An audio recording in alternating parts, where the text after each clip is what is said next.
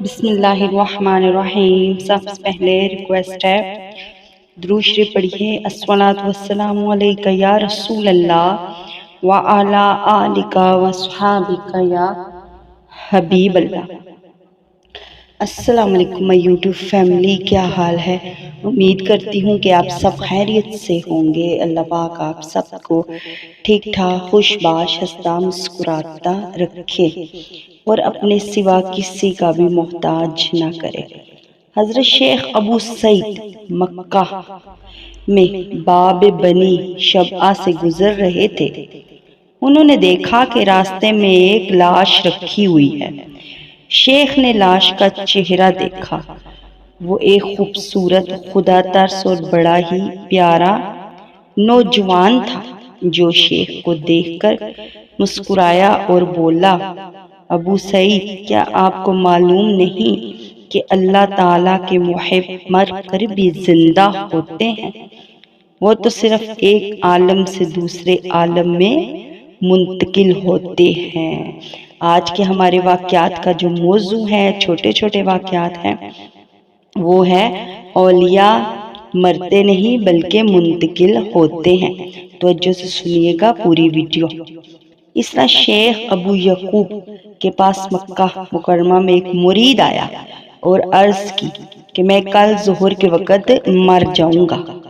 یہ دینار حاضر خدمت ہے، آدھے سے کفن کا اور آدھے سے دفن کا انتظام کیجیے گا۔ دوسرے روز ٹھیک وہ ظہر کے وقت حرم شریف میں آیا، طواف کعبہ کیا، پھر ذرا ہٹا دور اور انتقال کر گیا۔ شیخ فرماتے ہیں میں نے غسل وغیرہ دے کر اسے کفن پہنایا۔ جب قبر میں اتارا تو اس نے آنکھیں کھول دی۔ میں نے کہا موت کے بعد بھی زندگی؟ اس نے کہا شیخ میں زندہ ہوں اور خدا کا ہر محب زندہ ہوتا ہے۔ ایک بزرگ ایک میت کو نہلا رہے تھے۔ اس نے بزرگ کا انگوٹھا پکڑ لیا۔ انہوں نے فرمایا بیٹے انگوٹھا چھوڑ دو، مجھے معلوم ہے تو مردہ نہیں، یہ تو ایک دنیا سے دوسری دنیا کی طرف انتقال ہے۔ چنانچہ اس نے چھوڑ دیا۔ ایک غسالہ عورت نے میت کو غسل دیتے وقت ناخن تراشے۔ ایک ناخن کاٹنے میں کچھ اندیشہ محسوس کیا تو میت نے اپنی انگلی کھینچ لی، مسکرانے لگی۔ غسالہ اور مرنے والی دونوں نیک خاتون تھیں۔ حضرت شیخ ابن جلح کا بیان ہے کہ میرے والد صاحب کا انتقال ہوا اور غسل کے لیے انہیں تختے پر رکھا گیا تو ہنسنے لگے۔ کسی کو انہیں غسل دینے کی ہمت نہ ہو تو کہتے ہیں یہ تو زندہ ہے۔ بالآخر ان کے ہم رتبہ بزرگوں میں سے ایک بزرگ آئے اور انہوں نے ان کو غسل دیا۔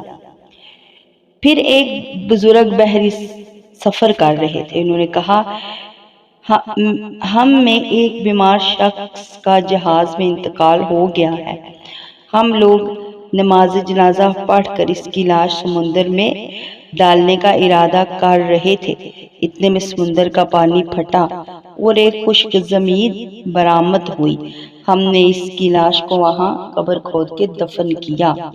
پھر جہاز پر آئے اور پانی پھر مل گیا اور زمین غائب ہوگی۔ ایک درویش کا انتقال ان کی تاریخ مکان میں ہوا۔ غسل دینے کے وقت لوگ چراغ کی تلاش کر رہے تھے، اتنے میں کھڑکی سے ایک نور ظاہر ہوا جس نے سارے مکان کو روشن کر دیا۔ لوگوں نے نہایت آرام سے انہیں غسل دیا۔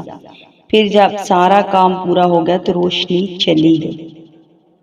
ایک بزرگ نے بیان کیا کہ میں حضرت ابو تراب کے جسم کو جنگل میں قبلہ رو کھڑے دیکھا۔ ان کی روح نکل چکی تھی، انہوں نے کسی شے کا سہارا نہیں لیا تھا، اس کے باوجود جسم اکڑا تھا۔ میں نے سوچا کہ اٹھا کر لے جاؤں، دفن کر دوں، مگر میں اپنے مقصد میں کامیاب نہ ہوا۔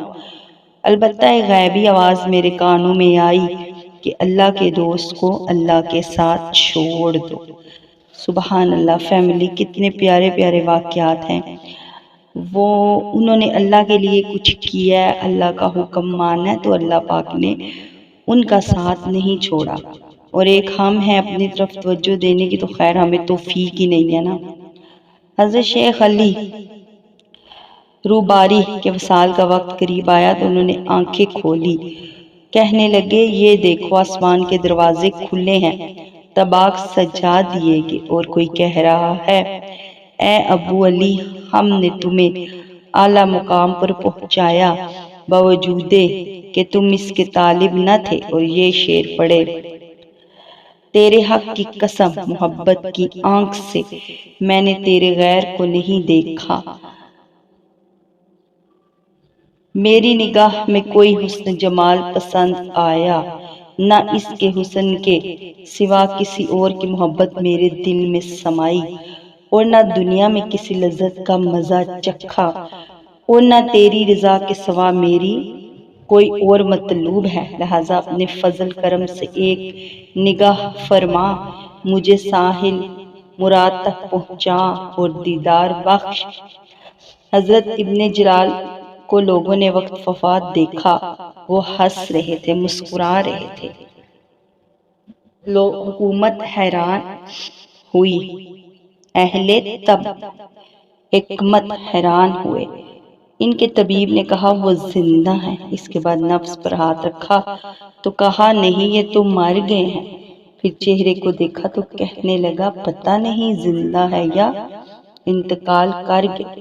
حضرت عبداللہ بن مبارک نے آخری وقت اپنی آنکھیں کھولی اور پڑھا کہ ایسے وقت کے لیے عمل کرنے والے عمل کرتے ہیں، بے شک، اور ایک ہمارے عمل ہیں، ہم نے تو گناہ بھی کرنے ہیں، غلط کام بھی کرنے ہیں، اور پھر اتو مننا میں کوئی نہیں، ہم نے اللہ پاک کے اولیاء پہ بھی انگلی اٹھانی ہے، ٹھیک ہے، معاذ اللہ اللہ پاک معاف کرے، صحابہ پہ بھی اٹھانی ہے، بزرگوں پہ بھی اٹھانی ہے، پڑھائی کچھ ہوتی نہیں ہے لوگوں میں، اور وہ اللہ کے ولیوں پہ بھی انگلی اٹھاتے ہیں، بزرگوں پہ بھی اٹھاتے ہیں، اور بعض صحابہ پہ بھی بھونکتے ہیں، یہی کہوں گی بھونکنا ہی، تو ہم اپنے گربان میں نہیں جھانکتے، اپنے جسم کی میل نہیں صاف کرتے، تو ہم اللہ معاف کرے اللہ کے ساتھ مقابلے کرتے ہیں، تو سچی پکی توبہ کر لیجئے تاکہ اللہ پاک ہمیں بھی ایسے درجے دے سکے، ہم اس لائق نہیں ہیں۔